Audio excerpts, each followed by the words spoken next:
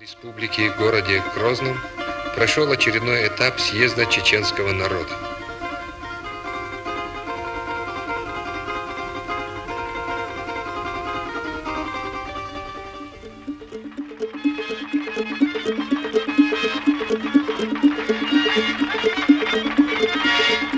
По представительству его можно назвать Всемирным конгрессом чеченцев и ингушей, так как в работе съезда приняли участие гости из диаспоры, то есть граждане многих государств СНГ, Иордании, Турции, Сирии, других стран.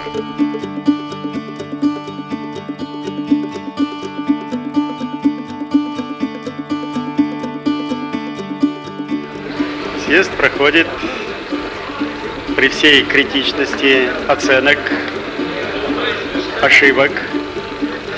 Радует то, что они без всяких предвзятостей обнародуются. Намечаются новые пути развития нашего общества. А самое главное, что мы здесь достигаем, это единство народа чеченского, ингушского и не только живущего на территории республики, но и в любом конце земного шара. Вот цель, которую мы ставили перед собой, и я думаю, что этот съезд консолидирует все наши силы.